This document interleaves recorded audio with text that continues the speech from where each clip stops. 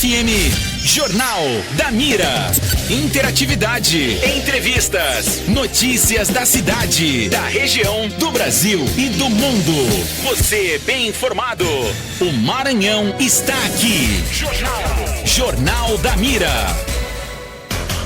Olá, boa tarde, 12:05. Esse é o Jornal da Mira desta quarta-feira. Seja bem-vindo, muito obrigado por sua companhia. Boa tarde, Daphne. Boa tarde, Cabala. Olha, você pode acompanhar o Jornal da Mira em tempo real pelo aplicativo da Rádio Mirante FM, através das nossas câmeras de alta definição. Baixe aí pro seu celular, é o do ícone laranja. Você sabe, pode participar também do programa, mande uma mensagem, dê uma opinião de algum assunto que você ouviu aqui, mande uma denúncia, enfim, um flagrante que você olhar aí pela rua, manda pra gente.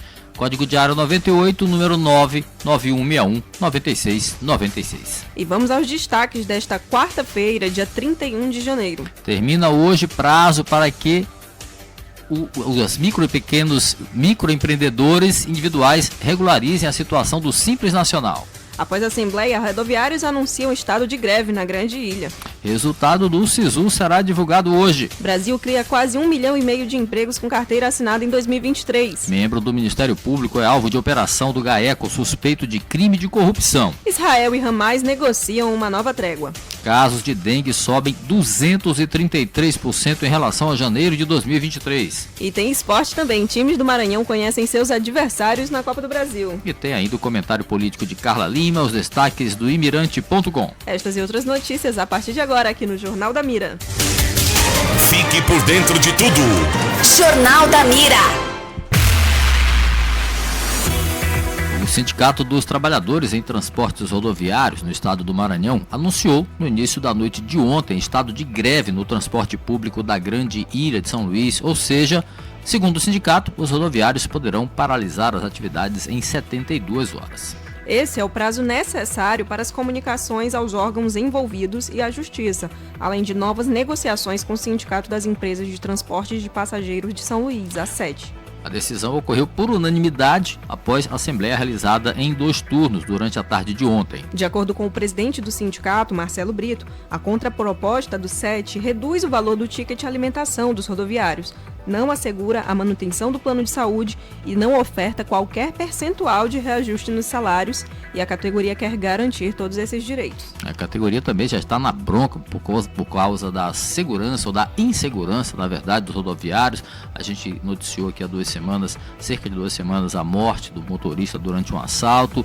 Tem muita queixa também em relação a isso. Olha, a última greve dos rodoviários aqui na Grande Ilha de São Luís ocorreu em abril de 2023, durou 5 dias. Na ocasião, o sindicato da categoria cobrava o pagamento dos salários em atraso e a assinatura da convenção coletiva de trabalho feita no início do ano passado, que garantia o reajuste salarial de 7%.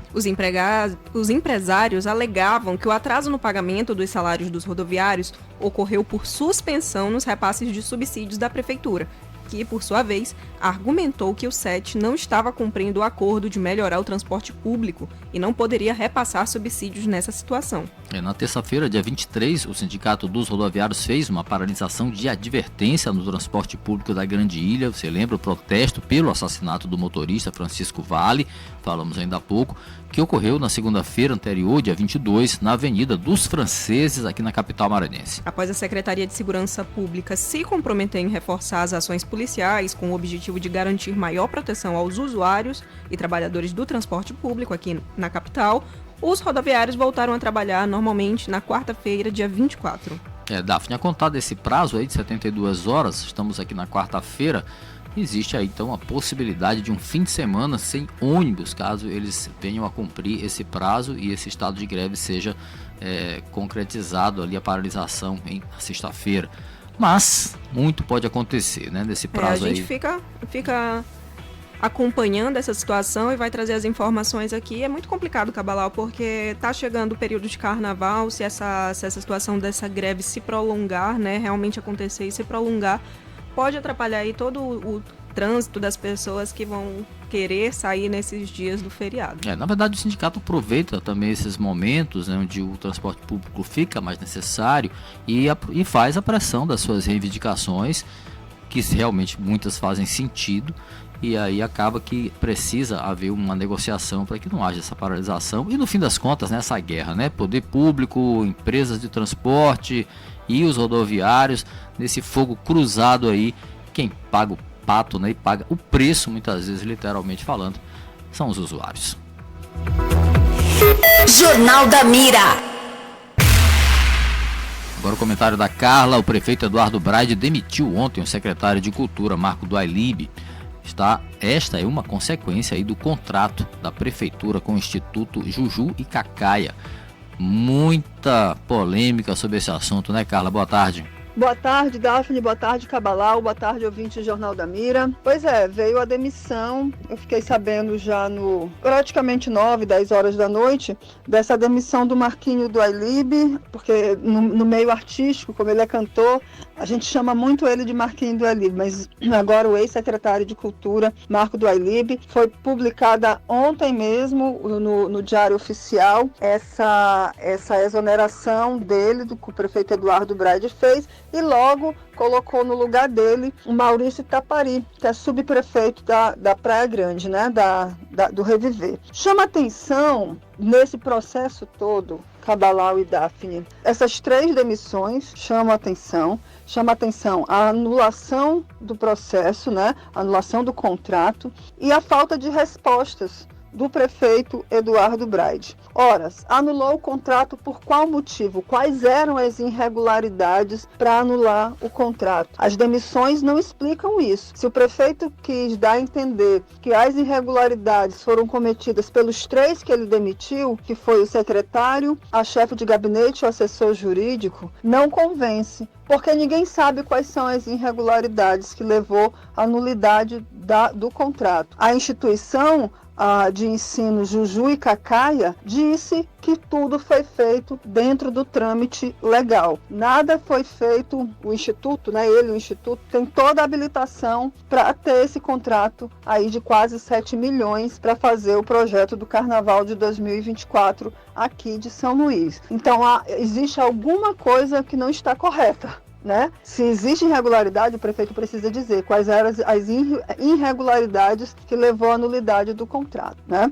E se quem cometeu foram essas pessoas, porque não é correto, eu vejo que sem explicar, não é correto a atitude do prefeito em relação ao Marco do Ailib e os seus 2 assessores diretos. Falta essa explicação para a gente saber se realmente o prefeito agiu certo. Até mesmo porque uma sindicância foi aberta. Isso vem na nota da Secretaria Municipal de Cultura. Foi aberto para saber quais foram os erros cometidos. Então, a sindicância já ficou pronta, já foi identificados os erros, a gente precisa saber. Mas o que deixa o ambiente mais estranho ainda é que essa mesma instituição, eu falei isso ontem para vocês, ela tem outros contratos para fornecer alimento à merenda escolar, contrato para fazer monumento. Os contratos juntos somam mais de R$1 milhão, porque ano passado ela recebeu da Prefeitura de São Luís 370 mil.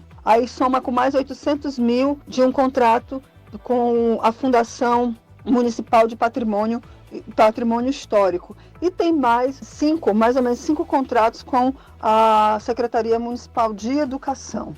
Aí, por que eu digo que fica mais estranho essa relação da Prefeitura com o Instituto Juju e Cacaia? É porque o irmão do prefeito, o deputado estadual Fernando Braide, ele tem aí uma emenda que ele indicou para essa instituição, para que essa instituição passasse para a Prefeitura de São Luís fazer o São Luís Gospel, que acontece na Maria Aragão na quarta-feira de cinzas. Então tem toda essa relação dos Braides, fica evidente, com o Instituto, né? Se existe irregularidade na contratação, só os órgãos de controle para dizer se existe ou de fiscalização, se existe ou não existe. Foi acionado no Ministério Público, a Prefeitura foi foi representada no Ministério Público pelo professor Wesley Souza, o mesmo que representou a Prefeitura no Tribunal de Contas do Estado, para que o Ministério Público investigue esses contratos do Instituto Jujuy Cacaia, que é uma escola de ensino infantil pré-escola lá da Cidade Olímpica. Então é preciso que isso seja, esses questionamentos, Cabalau e Daphne, o prefeito precisa responder, para que a gente tenha absoluta certeza de que todo esse processo não existe, todos eles, não somente esse do carnaval, mas o da merenda escolar, o do patrimônio histórico, todos esses processos envolvendo essa instituição, eles estão totalmente corretos, tá bom? É para não restar dúvida. Aquela história de que a mulher de César, não basta ela ser honesta, ela precisa parecer honesta, então a gente precisa que isso realmente seja tudo colocado às claras, como deve ser na administração pública, porque estamos falando de recursos públicos, tá bom? Gente, eu fico por aqui, uma boa tarde para vocês, amanhã eu tô de volta, tchau, tchau. Bom, em nota, a Secretaria Municipal de Cultura informou que os processos de contratação de artistas nacionais para o Carnaval seguiram rigorosamente as determinações legais. Isso falando sobre o questionamento que um professor tem feito sobre os cachês que são pagos. Quanto à justificativa dos valores cobrados pelos artistas, disse que eles apresentaram notas fiscais de shows feitos anteriormente, que valores eram superiores aos contratados pela Secretaria. Bom, a Secult disse ainda que o resultado da chamada pública número 13 de 2023 foi anulado e que a decisão foi publicada no Diário Oficial do último dia 29. Por fim, afirmou que prestará todas as informações ao Tribunal de Contas do Estado para mostrar a regularidade dos processos de contratação. A assessoria da Prefeitura disse que a ex-servidora, a chefe de gabinete, que foi exonerada, faltou com a verdade, segundo a Secretaria, sobre o conhecimento do prefeito sobre o contrato de prestação de serviços da Secretaria de Cultura e que ela será interpelada judicialmente para comprovar o afirmado. Bom, tem muitos questionamentos, como a Carla deixou aí em aberto no seu comentário, e a gente vai acompanhar e trazer as respostas necessárias sobre esse assunto aqui. Resultado do SISU será divulgado hoje à tarde, após aí algumas intercorrências que aconteceram no site no dia de ontem, né? De Brasília, o Renato Ribeiro vai trazer os detalhes pra gente. O resultado do SISU, Sistema de Seleção Unificada, vai ser divulgado na tarde desta quarta-feira. A publicação dos nomes dos selecionados deste ano deveria ter ocorrido nessa terça. É que foram identificados problemas técnicos no sistema e a divulgação foi adiada. A explicação foi dada pelo ministro da Educação, Camilo Santana, no programa Bom Dia Ministro da EBC, Empresa Brasil de Comunicação, nesta quarta. Houve um problema ontem técnico no sistema. A equipe de TI do Ministério solicitou algumas horas para solucionar os problemas. Então, a previsão é que agora, no início da tarde, já possam estar sendo divulgados aí os resultados do SISU. Nós fizemos um esforço para antecipar bem tanto o Enem como o SISU esse ano comparado com o ano passado, mas então agora à tarde, com certeza, a expectativa é que já possa ser divulgado aí todo o resultado do SISU para os nossos jovens que serão futuros universitários do Brasil. O SISU oferece vagas em instituições públicas de ensino superior de todo o Brasil. O sistema seleciona estudantes com base na média da nota do Enem. São mais de 260 mil vagas este ano em quase 7 mil cursos de graduação de 127 instituições de ensino. Foram mais de 1.200.000 inscritos na edição 2024. Os selecionados devem fazer a matrícula ou registro acadêmico de 1º a 7 de fevereiro no Portal Único de Acesso. O site é acessounico.mec.gov.br/SISU. Termina hoje o prazo para quem é microempreendedor individual, MEI, regularizar a situação do Simples Nacional. É fundamental estar em dia para não perder todos os benefícios que essa modalidade de negócio oferece. A Helena Rego, analista de políticas públicas do Serviço Brasileiro de Apoio às Micro e Pequenas Empresas, o SEBRAE, nos explica mais sobre isso. O microempreendedor individual, ele é optante pelo Simples assim que ele se formaliza, naturalmente. Assim que ele se formaliza como microempreendedor individual, ele já opta automaticamente pelo Simples Nacional.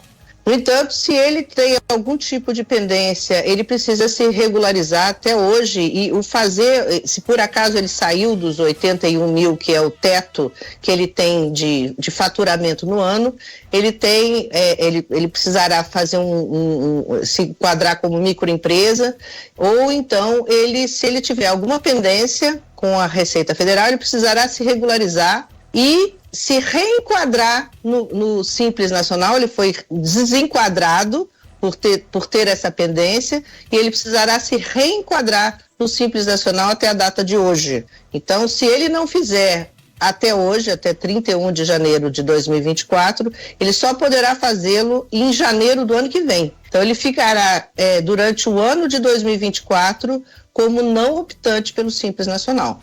Ele precisa ir no portal do Simples Nacional ou então pelo aplicativo do MEI, ele pode fazer isso também. Também através do portal do empreendedor, o portal do microempreendedor individual, ele também pode fazer, tem o caminho para que ele se reenquadre no Simples Nacional, mas os que não têm pendência, os que estão regulares, eles não precisam fazer isso na data de hoje, porque eles já continuarão como Simples Nacional. São apenas os microempreendedores que estão com alguma pendência com a Receita Federal do Brasil ou com a PGFN, que pelo fato de estarem em dívida ativa. Então, eles precisam se regularizar, pagar suas pendências. Existem formas de parcelamento, existe um parcelamento em 60 vezes, com descontos previstos. Então, ele tem ainda o prazo de hoje para ele conseguir se regularizar e continuar dentro do regime do Simples Nacional. Existe um domicílio tributário onde eles podem se observar e verificar se eles estão com algum tipo de pendência. São mais de 370 mil microempreendedores individuais que estão nessa situação de pendência com a Receita Federal ou com a PGFN. Eles podem entrar dentro do domicílio tributário eletrônico, que se chama DTE, e eles podem verificar ali se existe alguma pendência no nome deles como microempreendedor individual.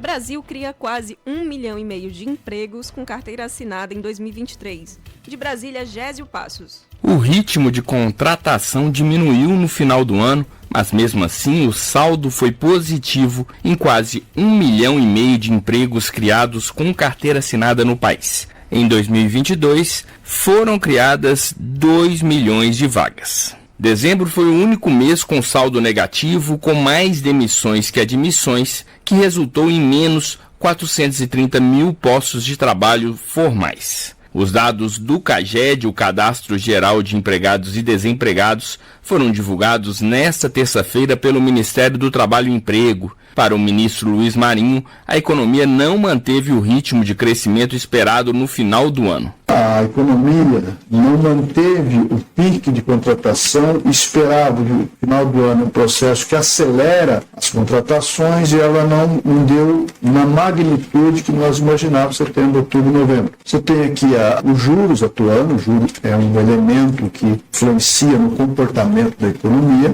Outro fenômeno que o governo fez um esforço grande, que é o endividamento. Você amenizou o endividamento, houve uma queda insuficiente para influenciar no mercado de contratação. A área de serviços foi a mais afetada em dezembro. Foram 181 mil empregos a menos, seguido da indústria, 111 mil, e a construção civil, 75 mil postos a menos. Todas as regiões do país tiveram saldo negativo em dezembro, com destaque para a região sul do país, com 1,24% de empregos a menos com carteira assinada. A região Nordeste teve a menor baixa proporcional, com 0,57% negativo. Somente o estado de Alagoas terminou o último mês do ano com saldo positivo de 101 postos de trabalho criados. Santa Catarina teve a maior queda, de 1,58% dos empregos. Mas ao longo de todo 2023, o saldo foi positivo, com mais de 23 milhões de admissões e 21 milhões de desligamentos.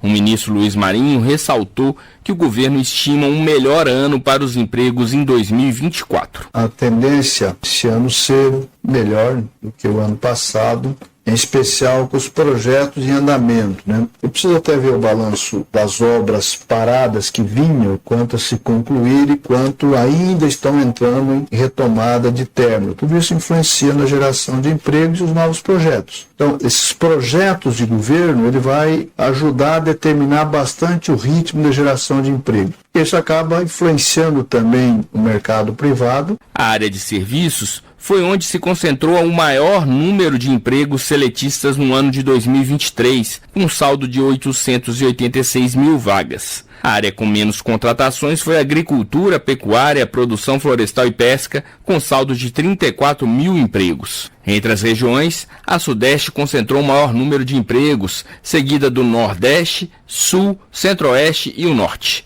Em termos proporcionais, o Amapá criou mais empregos em 2023, com 7,45% a mais de vagas, e o Rio Grande do Sul, o estado que teve menos vagas, com 1,79% de crescimento. A área de serviços resultou uma variação negativa do salário médio de admissão, com menos de 1,51%. Já a área agrícola registrou maior variação positiva dos salários médios, com 5,71%.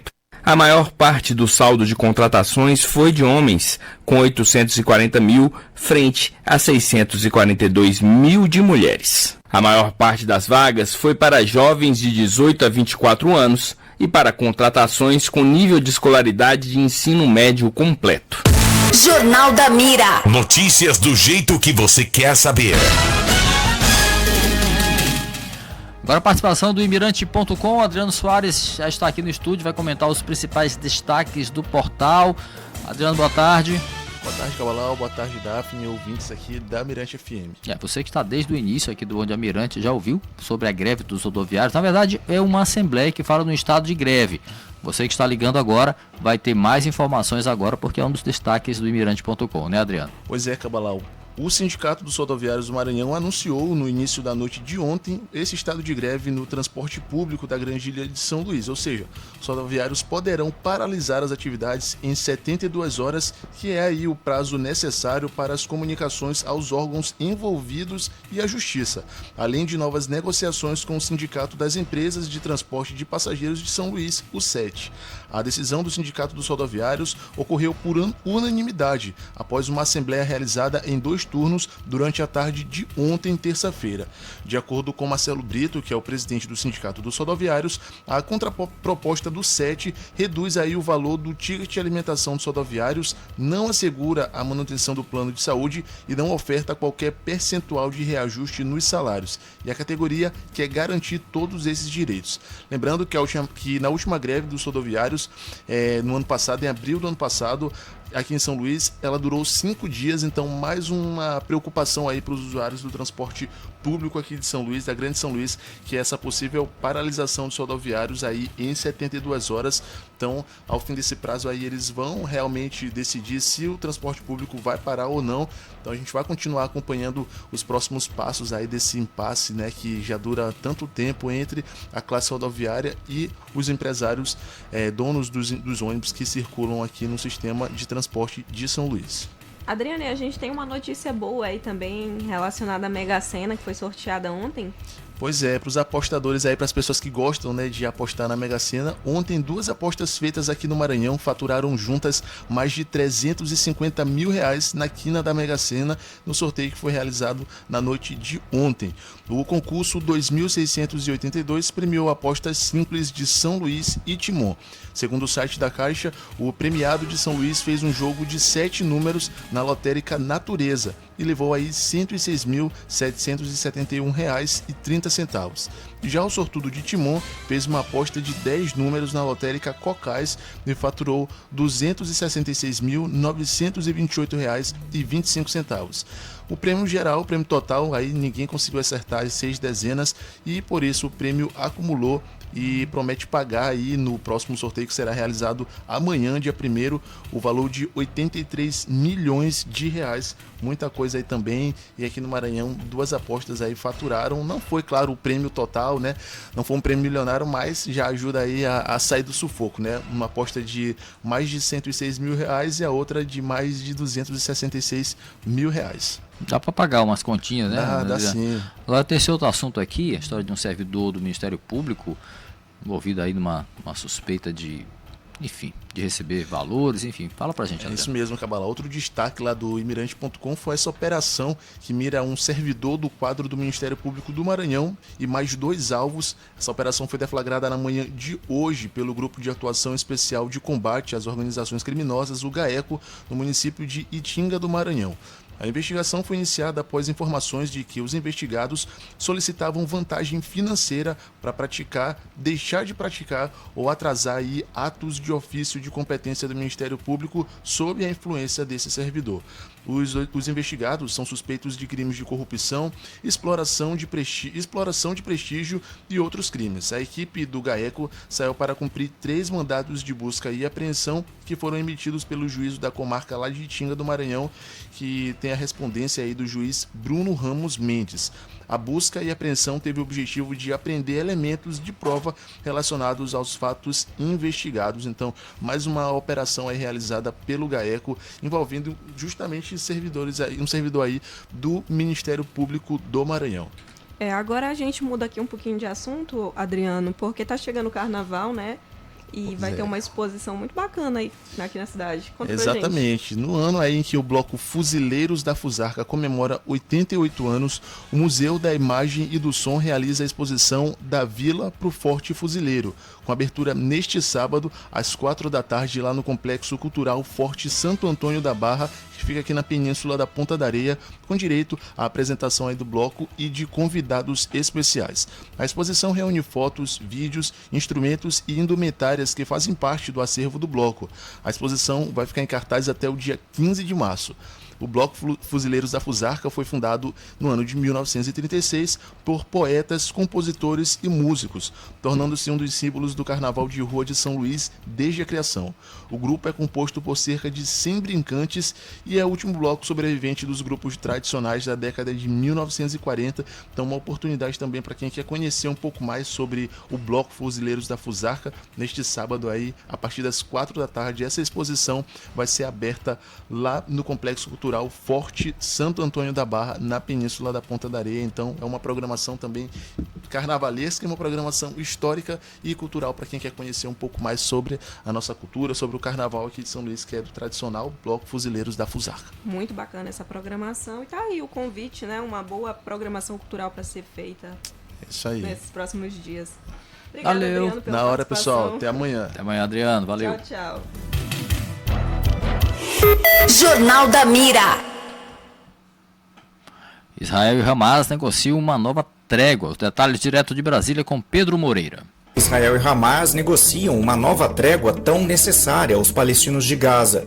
O primeiro-ministro israelense Benjamin Netanyahu já adiantou que rejeita algumas das principais condições. Netanyahu negou relatos de que aceitaria retirar tropas ou libertar prisioneiros palestinos e afirmou mais uma vez que não vai interromper a guerra sem alcançar todos os objetivos, o que inclui eliminar o Hamas, resgatar os reféns e garantir que Gaza não represente mais uma ameaça a Israel. No campo de refugiados de Jenin, na Cisjordânia, cerca de 12 soldados israelenses disfarçados invadiram um hospital e mataram 3 homens que estavam internados. De acordo com o exército israelense, eles supostamente tramavam um ataque.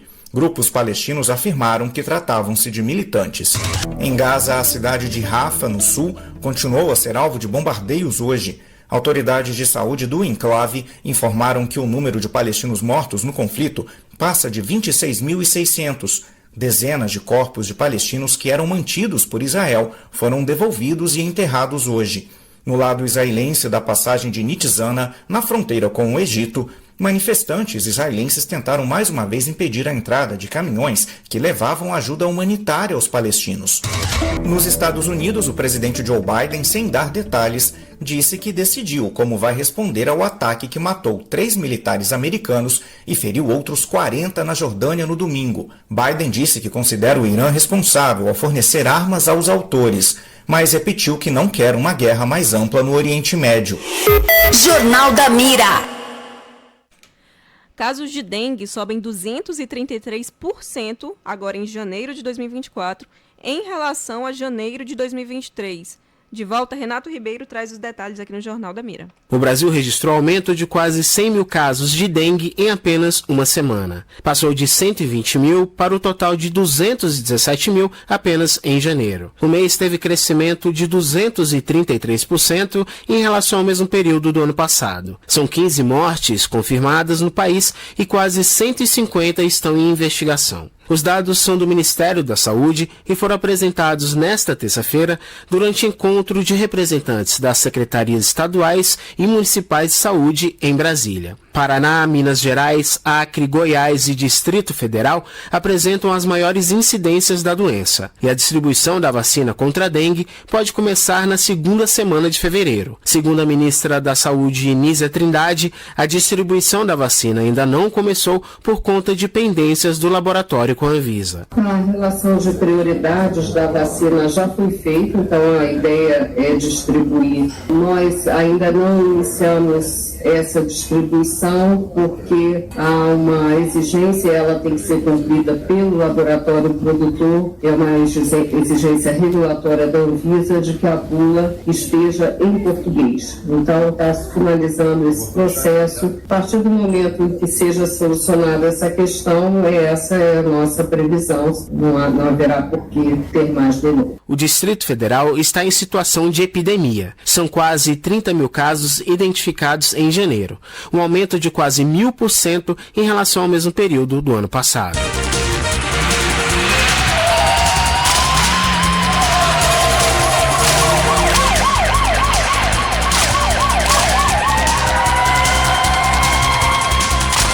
Plantão policial.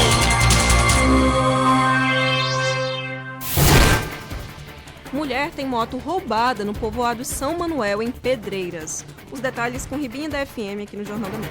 Ontem, por volta das 14 horas, na estrada que liga o bairro Mutirão ao povoado São Manuel, uma estrada vicinal, aproximadamente 5 indivíduos, um deles utilizando arma de fogo, tomaram de assalto de uma senhora, uma moto Titan EX de cor branca.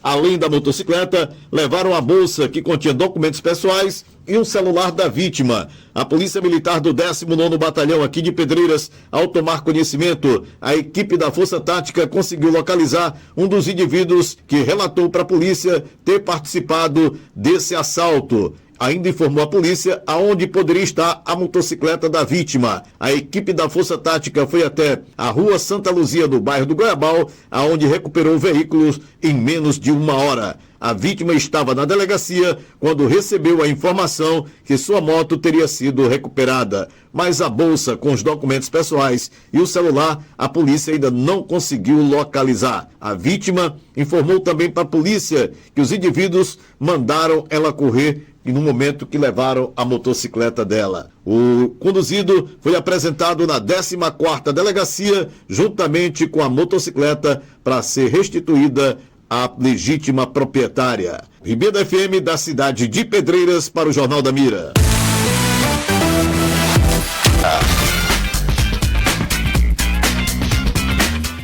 Hora do esporte. Olha, times do Maranhão conhecem seus adversários na Copa do Brasil. O sorteio foi ontem, né, Dudu? Boa tarde. Boa tarde, Cabalau. Boa tarde, Daphne. Boa tarde, ouvintes. Cabalau, a maior competição de clubes do país. Tem 3 representantes maranhenses nessa edição de 2024. O Motoclube, o Sampaio, o atual campeão maranhense, o Maranhão Atlético. E essas equipes já sabem quais serão os seus adversários na Copa do Brasil, que nesta primeira fase, digamos assim, tem 80 clubes na disputa, 40 duelos, e a gente vai aqui para os duelos dos maranhenses. O Maranhão Atlético Clube vai enfrentar o Ferroviário, time do Ceará, time que vem aí numa ascensão nos últimos anos, um adversário bastante complicado para o Maranhão Atlético Clube, lembrando que o Maranhão joga em casa, aqui em São Luís, diante da equipe do Ferroviário. O Moto vai enfrentar o Bahia, o poderoso Bahia, o time agora aí, uma SAF, né, comprada por uma empresa inglesa, ou seja, o Bahia vem como o adversário mais forte dentre esses duelos aí do maranhense. O Bahia que agora conta com Everton Ribeiro, com o técnico Rogério Ceni, com jogadores aí, digamos, de estofo nacional e até internacional, então é um adversário muito complicado. Digamos que o Moto pegou a maior pedreira. O Moto joga também aqui em São Luís, e quem, digamos, pegou o adversário teoricamente mais fraco foi o Sampaio Corrêa, o Sampaio que no ranking da CBF, que é inclusive baseado no ranking que foi feito esse sorteio ontem lá na sede da CBF no Rio de Janeiro, entre Moto, Sampaio e Maranhão. O Sampaio é o time que está melhor posicionado nesse ranking da CBF, então por conta disso o Sampaio vai jogar diante da equipe do Maitá, time bastante, digamos aí, pouco conhecido no cenário nacional, fica no interior do Acre, ou seja, o Sampaio, digamos que tem uma viagem um pouco mais desgastante pro Acre, interior do Acre, aquela coisa toda, mas vai pegar um time teoricamente mais fraco e vai jogar fora de casa. Lembrando que os times que jogam fora de casa jogam por um empate, ou seja, o Maranhão e o Moto precisam vencer os seus respectivos adversários para avançar, e o Sampaio, até com empate, voltando lá do Acre com empate, garante a sua vaga aí na próxima fase da Copa do Brasil. Então é isso, ainda não tem data dos confrontos nem horário, mas a CBF já adiantou que entre os dias 21 e 28 desse mês agora de fevereiro são aí as datas reservadas para essa primeira fase da Copa do Brasil. Só repassando os adversários: o Maranhão vai enfrentar o Ferroviário do Ceará, o Motoclube o Bahia, e o Sampaio o Maitá do Acre aí na Copa do Brasil 2024. Vamos ver se os times conseguem avançar um pouco mais, né? Porque ultimamente os históricos não têm sido bom nos últimos. O retrospectivo não é muito. A retrospectiva aí não tem sido muito boa para os times maranhenses. E como eu falei, o pior adversário assim no cenário mesmo, que poderia, a gente já estava imaginando, poderia ser o Corinthians, poderia ser o Fortaleza, mas veio o Bahia. Então digamos que o Moto pegou aí a maior pedreira, o Bahia, que é um dos times atualmente com mais investimento no futebol brasileiro. O Moto vai ter que subir essa montanha aí se quiser continuar na Copa do Brasil, mas o futebol é jogado dentro das quatro linhas, e quando a bola rola, tudo isso daí fica pra trás. Beleza, e tem a famosa zebra que às vezes atua, né? E aí sabe como é vai que a zebra tá vestida de rubro-negro nesse pode dia. Acontecer. Dudu, agora Imperatriz e Maranhão fazem aí o duelo que pode modificar a liderança do campeonato. São os dois aí invictos, e que o jogo que vale a liderança, não é isso? É isso, Cabalau.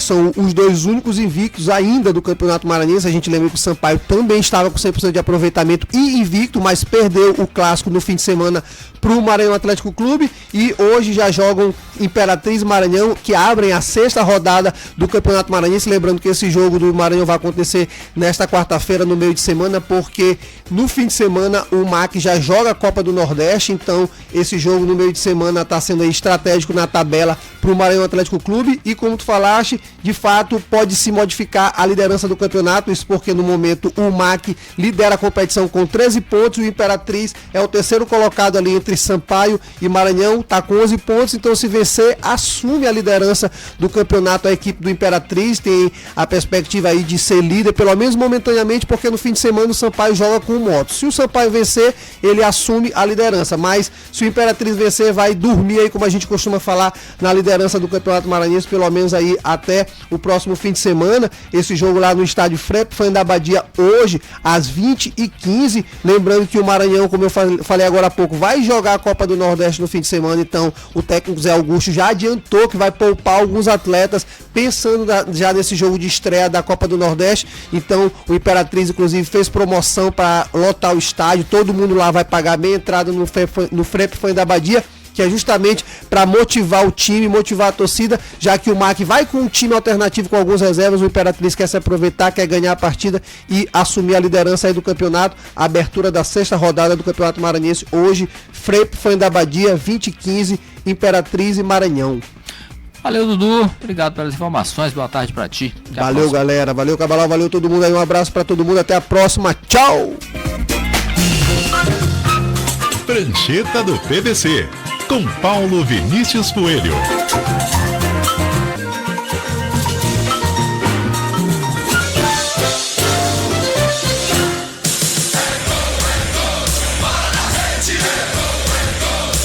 Escanteio da ponta esquerda, levantamento no rato da grande área, Luiz Gustavo chega para desviar pro fundo do gol. Bola cruza à frente do Cássio, cai no canto esquerdo, balança a rede do Timão. Segundo gol do São Paulo. Luiz Gustavo acaba de entrar. Luiz Gustavo, camisa 16, é bola na rede. Agora, no placar da CBN. São Paulo 2, Corinthians 0. PVC, o assunto de hoje é exatamente esse jogo de ontem do São Paulo e Corinthians. Parecia a final de campeonato ontem, incrível. E olha que eu tô do outro lado da cidade, e nem na zona sul do São Paulo, nem na zona leste do Corinthians. Na zona oeste de São Paulo explodiam fogos de artifício, parecia final de campeonato. Mas é um valor, porque eram quase 10 anos de invencibilidade do Corinthians contra o São Paulo, jogando na sua casa na Neoquímica Arena. A gente relatou ontem, né? Se você pensar, desde 2009 passaram a ter clássicos em São Paulo, cada um com um mando de campo. Mas desde 2014, com Allianz Parque e Neoquímica Arena, todos os grandes tinham vencido como mandantes e como visitantes. O São Paulo não tinha vencido como visitante em Itaquera. Ontem venceu por 2-1, jogou melhor do que o Corinthians. Na minha opinião, no primeiro tempo, antes da expulsão do Caetano, já estava melhor. O Mano Menezes, na entrevista, disse que o Corinthians estava controlando o jogo. Na minha opinião, não estava controlando o jogo. Fazia uma partida correta, isso fazia. Aí veio o lançamento brilhante do Wellington Rato, o Caleri ganha do Félix Torres. Na minha opinião, falhou também o Caetano, que dá condição legal pro Caleri. E o Caleri foi muito forte, muito centroavante, que o Corinthians não consegue com o Yuri Alberto, fez 1-0. Aí mudou a cara do jogo aí e mudou na expulsão do Caetano. Foi curioso porque a torcida do Corinthians achou que a expulsão era do Luciano do São Paulo, mas a expulsão era do Caetano, bem expulso, e aí mudou a cara da partida. O São Paulo faz 2-0 com o gol do Luiz Gustavo, que a gente ouviu com o Oscar Ulisses, mas no finalzinho, quando o Mano Menezes colocou 5 garotos, Raul Gustavo mais experiente, o Wesley que jogou no passado e 3 campeões da Copinha, o Arthur Souza, campeão da Copa São Paulo, fez o gol nos acréscimos pro Corinthians, e por incrível que pareça, o jogo ficou com cara de que podia empatar. Mas o retrato do jogo foi a superioridade do São Paulo, e hoje tem festa são paulina na cidade inteira. PVC, e o Botafogo, hein? Conta pra gente. Botafogo mais importante do que o empate com a Portuguesa. O Botafogo começou bem o jogo, chutou uma bola na trave com o Jefinho, dominava a partida, fez 1-0, tomou empate no segundo tempo. Empata com a Portuguesa, continua ali no bloco de classificados mais longe da liderança, que assumiria se vencesse a Portuguesa. Mais importante foi a confirmação da contratação do Luiz Henrique por 16 milhões de euros, que vai dar 86 milhões de reais, mais bônus. Ele só vai ser o jogador mais caro da história do Brasil, como a gente disse semana passada, se confirmarem-se os bônus. Hoje tem, pelo Campeonato Estadual do Rio, o 5º e 6º jogos fora do estado do Rio de Janeiro. Vai ser o 22º e 23º jogos do Campeonato Estadual do Rio, e 6, contando Flamengo e Sampaio Corrêa, hoje, 21h30, em Belém, no Pará, e 18h10 em Uberlândia, Minas Gerais, Nova Iguaçu e Vasco. 1/4 dos jogos acontece fora do estado do Rio de Janeiro. E essa é uma deficiência dos estádios do Rio, sem o Maracanã. A excursão Bye Bye Brasil dá muito certo para Flamengo e Vasco em ponto de vista de público, mais para o Flamengo do que para o Vasco. Mas vamos combinar que não é o caminho correto, né? O Campeonato Carioca o Campeonato do Estado do Rio de Janeiro era para ser disputado no estado do Rio de Janeiro. Hoje também tem Grêmio e Juventude, meio clássico no Rio Grande do Sul. E hoje tem o clássico Bahia do Grupo City contra Barcelona de Ilhéus na Fonte Nova. O segundo jogo do Bahia completo na Fonte Nova, vai ter festa em Salvador. É isso aí, a gente vai ficando por aqui hoje. E, pessoal, amanhã Gleison Botelho tá de volta aqui no Jornal da Mira. Então eu tô me despedindo de vocês, pelo menos por enquanto, né? Que a qualquer momento eu posso estar aparecendo por aqui para apresentar o jornal, ou com Cabalau, ou com Gleison. Obrigada pela companhia de vocês neste mês. E até a próxima, né, Cabalau? Valeu, Daphne, obrigado pela companhia, muito bom passar esse mês aí de janeiro na sua companhia. Amanhã, Gleidson de volta aqui na batalha, terminando aí o seu período de férias. Último dia do mês de janeiro, amanhã, uma nova jornada, o Jornal da Mira vai estar aqui com você. Conto com a sua companhia. Valeu, até amanhã, uma ótima tarde, fica com Deus. Tchau, tchau. Tchau, tchau. Você acabou de ouvir Jornal da Mira.